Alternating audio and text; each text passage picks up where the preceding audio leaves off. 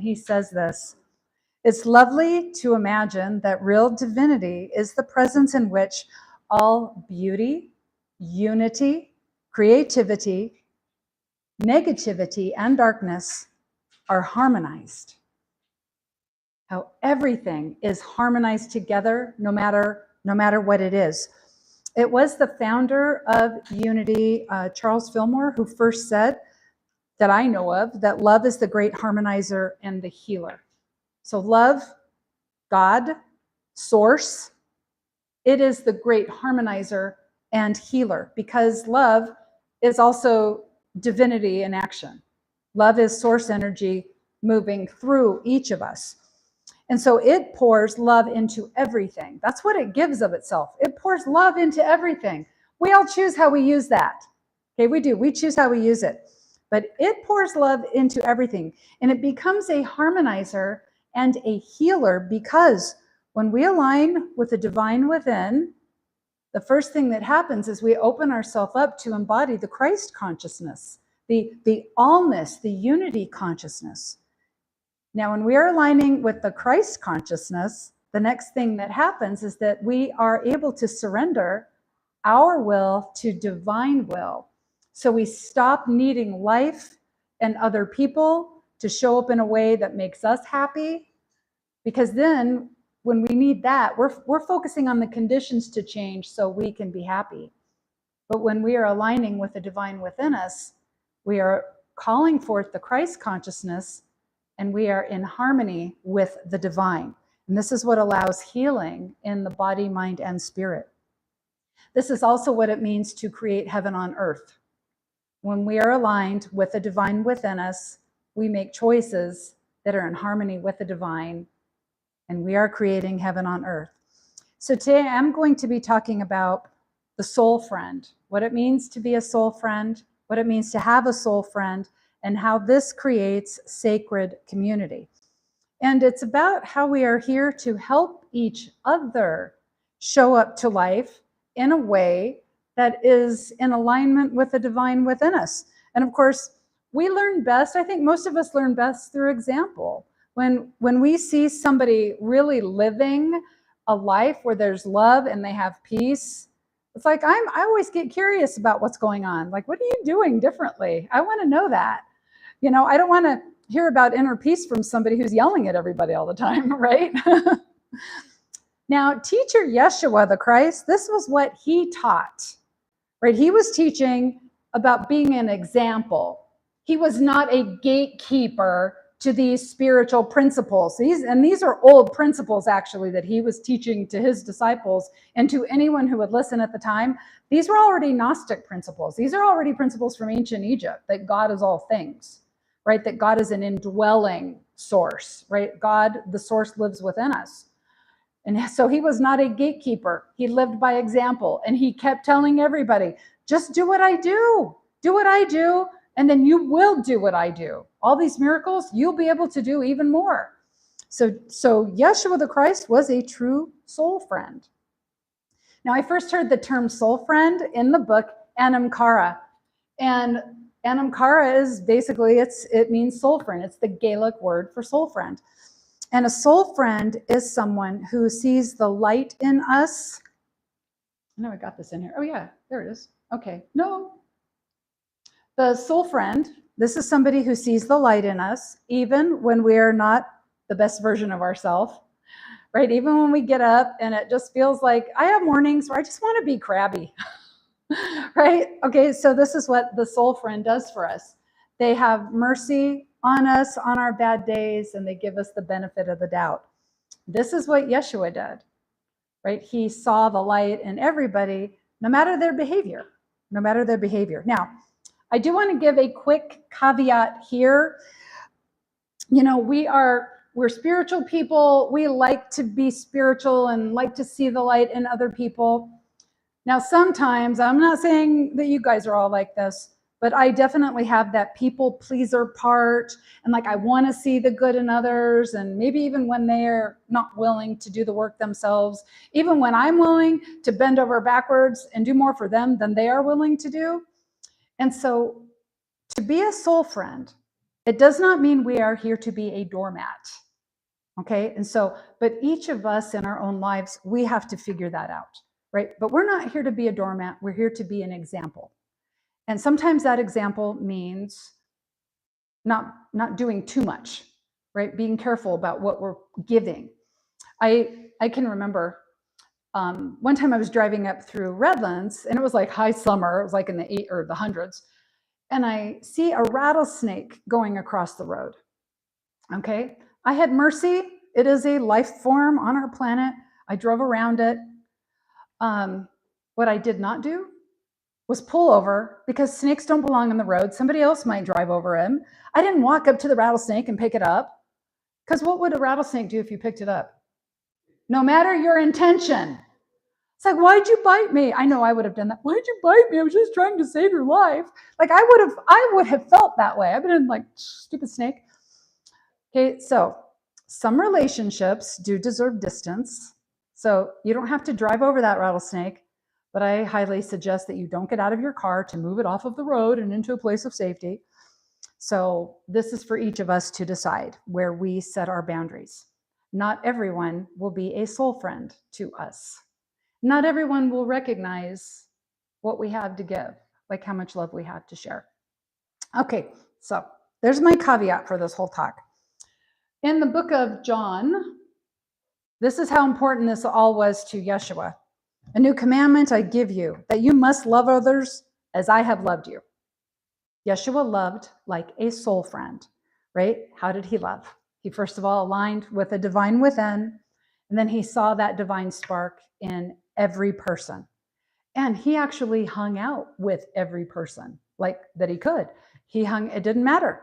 It didn't matter their status in the community. He hung out with the criminals too. I mean, we hear about that, right? Okay, so he was just living by example, his sacred mission. He's just going around telling everybody, like, look at what I can do. You could do this too. You know, I'm not doing these miracles. He told that to everybody. He's like, it's not me, it's the Father within doing all this stuff. And if you just pay attention to what I'm doing, I'm going to show you how you can keep doing all this. So it turns out, like, he was among the people. He was sharing this among the people, and that's because relationships are actually very important to our spiritual and our personal growth. Relationships, because we do not learn about inner peace in isolation. Okay, where life is really easy and all the conditions of our life are perfectly how we want them. We don't learn about inner peace in the perfect scenario. We learn about inner peace through the conflict in our lives. Okay, just like we don't learn about compassion in isolation. We learn about compassion because in our life, we either found ourselves getting really judgmental towards someone who's just really pushing our buttons, or we experienced having somebody being very judgmental toward us when they didn't know the whole story, right? So we learn about compassion through our interactions with other people that contain judgment. Okay, how about forgiveness? We cannot learn forgiveness in isolation. We learn forgiveness because somebody in our life betrayed us. Somebody hurt us. Maybe what they did, we felt great shame. Right? So we're learning about forgiveness because of another person in our environment that did something. Now, the story of The Little Soul in the Sun by Neale Donald Walsch, this is why I love this story so much. It's a kid's book. It's getting harder to find. So I would recommend, I have a copy. I think I have actually 2 copies, one for here and one for home. But it's basically about a little soul, and he figures out that he's not going to learn anything when he's perfectly in the light, and all he knows is light and love. He has no idea what it's not, right? What it means to not be in the light and love. So he does some exploring. He gets curious. He finds out he can come to planet Earth and he can learn about anything he wants to. So he chooses what, in my opinion, is the highest, toughest, most advanced lesson any of us can learn. Well, at least any I could learn, and that's forgiveness. He decides to come to this planet and learn forgiveness. And of course, we can't learn forgiveness in isolation. So he invites a friend of his to come along And she says, yeah, that she'll do it. But he has to do one thing for her. And he asks her, yeah, anything. And she says, in that moment, when I'm doing something very terrible to you, I'm going to have to forget who I am in order to do that. So I need you to remember who I am. Because if you forget who I am, it means you've already forgotten who you are. And then we are both lost. Okay? We need other people to discover our truest self. It's how our interactions with each other are how we are able to call forth the divine at work through us in bigger ways. So we need other people, but you know what? They also need us. They need us. I always loved this quote. This came from one of Carolyn Mace's workshops. It's not in a book, but it was in a workshop. Somewhere someone is going to a seminar to get over you.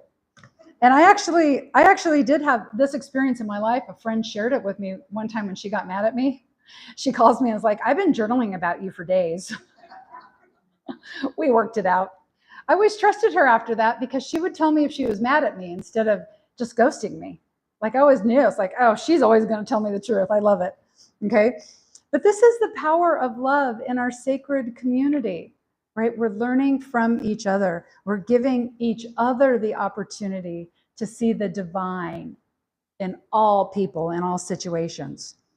Now, I do want to share that it's not about being like-minded. It is about being open-hearted. It's about being open-hearted.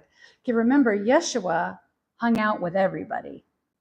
And he was calling forth, he was sharing what at that time was a hidden spiritual tradition that only the Gnostics knew about. They weren't just sharing it with everybody. Yeshua was sharing it with the lay people. He was sharing it with the average people. He was sharing it with the criminals who were struggling and suffering. He was sharing it with everybody. Okay, so the power of love is about having an open and welcoming heart. Now, like-mindedness has its place. It definitely has its place. I know for me, as I've been doing a deep dive into doing a wellness program for myself, I've had to do a lot of research. I had one person say to me, and I know he meant well, but he's like, you just have to intuitively eat. Let your body tell you what it wants. Now, my body will tell me pizza. Like right now, if my body was to intuitively tell me what to have to eat, I'd be pancakes. Okay. Now, sometimes when our brain needs retraining. It really does. And so intuitive eating would not work for me right now. I'm not going to say it doesn't work for people. I don't really think it worked that well for him either. Okay. But this is where like-minded is very helpful, right? I want to talk with people who have the education, and they have something to share that's in common with what I'm dealing with, right? And so the thing is I share this because in spiritual communities, and I have said this tons of times, like, oh, if you come to Unity, like we're like-minded, we're like-minded, you can be with your like-minded group. And that's not always true exactly. We might have spiritual things in common with each other, but then have a lot of other things that we're not in common, right? But see, there's this idea of safety with being in a like-minded group. And so sometimes someone with what they would call weird spiritual ideals, they feel really happy to find a group that's like, oh yeah, like I get that. And they do feel accepted because at their previous group, they were not like-minded. And so they were not accepted. This actually happened to me when my daughter was 2, my son was 4. I was real excited about joining a homeschooling mama group because I was just wanting company. And I thought it was a like-minded group because homeschooling, and they were like, come together with your like-minded mamas. We all love homeschooling. And so I thought that, oh, we'll just love each other on every level. It'll be an accepting group. But it turned out that I was excluded from a lot of things because of my spiritual beliefs. So I was excluded. And so being in a like-minded group does not always guarantee you'll be accepted. So when we are looking for a like-minded group for social connection, and then we end up changing our mind, we may no longer be held in that circle of belonging. Okay, so like-minded, like I would say, no, open and accepting heart. I am a carnivore, but there are people I love so much who are veggie-sauruses. And I love them and I support them in that. And they don't say anything to my face about what I do. Right? Because it's about being open-hearted and accepting. Okay, we're all doing the best we can. We need each other. That's really what this comes down to. We need each other because we learn through our relationships how to love like God, how to love by calling forth our soul into the relationships. And so then we start seeing as God sees, the divine spark in every person. We see that all are worthy of our love, all are the light. All are the light. This is from the philosophy of Ubuntu, which can basically, this is how they summarize it if you seek out information about it. It is, I am because we are. I am because we are. We are learning how to see all are one. That's what we're learning. We know it intellectually, like when we study a spiritual path like this, we know, okay, well, if God is everywhere present, it's infinite. Well, of course, all are one, because there's no place that God is not, right? But we are practicing this then by seeing the divine in others. And so when we really live this, it shapes our identity as a soul bringing love into this world. It expands our empathy. And we move from being in service to our ego, where it's more important than we be right than share love with other people. And we focus on our whims and our wishes, like that's what's most important. And then we move into being of service for the highest good of everybody. Right? Looking into the world, like what could I call into the world right now that would add more love and light into this world, that would add a little more kindness? What could I do right now? And when I say being of service and living in service, I used to really hate this word because I thought it meant I had to do really hard work that I didn't want to do. But actually, that would be servitude. That's servitude. If we feel like we are trapped into doing something we don't really want to do, but we don't want people to say, that we're not being of service and that we don't care about people, right? Service, it can end up being very physical work, but I know people who are in service and they do really difficult things, but they want to. That's really what it comes down to. They want to do it. They're choosing to do that. Okay, so it turns out that being of service, it would include witnessing the divine in others. That's what it is. We're witnessing the divine in others. We're holding that light for them, even when they forget. Because there will be a day when we forget. And it will be so nice to have somebody hold that light for us. That feels very, very good when somebody remembers that for us. So our only job really is to align with the divine within us, because then we are guided what to do next. And then we get to demonstrate the good that comes from that inner alignment. So we are shifting our attention to the light within ourselves. When we shift the attention to the light within us, then we up level our game. Like we're able to show up with even more light, right? We can carry even more light. We can call forth even more love, right? We become a force for good for each other.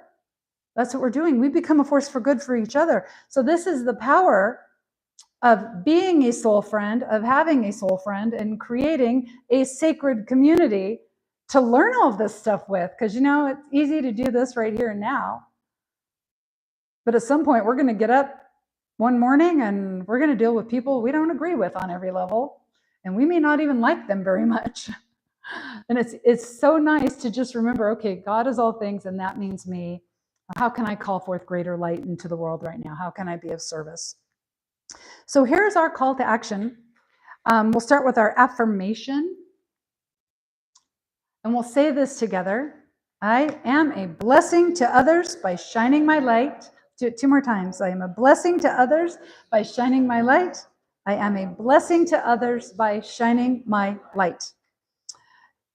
You know, we have, there might be people in your life. I don't know that you would do this. I would do it. Though I would say, yeah, there are some people out there that are the rattlesnake right now. You know, they're spreading, they've got some poison. Okay. And but I remind myself, okay, if I'm seeing that in them, that means like I want to be careful. I'm not sharing poison. Okay. We're not here to be, you know, a spreader of poison and discontent. We're here to be the butterfly, right? The butterfly, I learned something about it not too long ago, but they fly around the world. They actually, the monarch butterflies, so they go down to like way down South America, right? Isn't it way down South America? A fragile little butterfly who, like, if it gets in front of a car or something, like, you know, and so a butterfly is simply surrendering to the divine. That's all. It surrenders to the divine. It's not trying to force. It's not like looking at a map saying, you know, we can find someplace a lot closer, you all. I don't think we should try to get all the way down to Rio de Janeiro, right? It just surrenders to the divine. It is what it is. It is shining its light. That's what it's doing. It's surrendered to the divine at work within it, and off it goes. Off it goes. Okay, so this is from Rabbi Berg, Rabbi Michael Berg. You have the same essence and therefore the same potential as God. You are destined to become like God. So keep asking yourself, am I like God yet? Am I like God yet? I know the first time I read this book, Becoming Like God, and I read that and I was like, oh, he's speaking to me. This is all about me, right? Because I do a lot of inner work. So a lot of things are all about me, or the people who wrong me. But I read this and it was like, I have the same essence. And therefore I have the same potential as God. I am destined to become like God. But then as I went through this again, I was like, Rabbi Berg is a soul friend to all of us. There are, I don't know how many copies of this book out there. And he said to each and every person that read this book, you have the same essence and therefore the same potential as God. You, he said this to how many people, right? So we are all destined to become like God. Keep asking yourself, am I like God yet? It is our interactions with each other in recognizing the light and the value and the worth in another person because they carry the God spark, because they are an expression of the divine walking around in a body right now. And Rabbi Berg did this. He recognized the light in anybody. A criminal could pick up that book, maybe in prison, reading this book, and that person could realize, whoa, he's talking to me. He sees that in me. Crazy. Nobody's ever seen that in me before. So here's our invitation for this week. Of course, we know at some point we're going to get up and we're going to have to decide, am I seeking out the divine or am I seeking out something else? I know I asked myself this last week. I was like, I am actually seeking out a way to be, annoyed. I did. I was like, oh, I made assumptions and I took things personally. And so I had to ask, all right, this person, how can I see them like God? How can I see the divine spark in them? Right? So we need each other. Again, we need each other because we're learning to love God through each other. So this might be a question that we ask. How can I see the world right now as God sees? There's a lot going on this planet. How would God see the world? It's an everywhere presence, meaning solutions can come from surprising places. How can I love this world right now as God loves?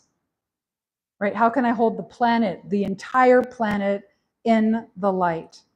How can I do that right now? There's something, this is not just a weird random coincidence that we're all here together. There's something that brought us here. There's something that gave us to each other right here in this time to have these experiences together. Now, when we practice the art of being a soul friend and receiving a soul friend into our life, when we practice the art of sacred community, when we practice the art of being open-hearted, that's when something greater is created through us and out into the package of our life, where it can affect other people, where other people can receive it.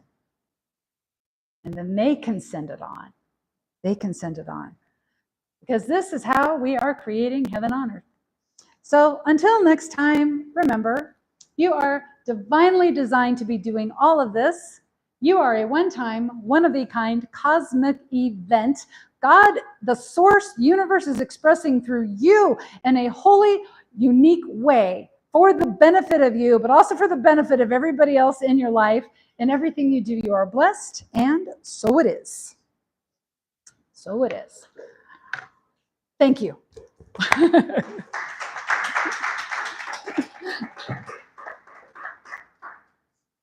Okay, we're going to do something just a little bit different because Dave needs to head out early to get our food.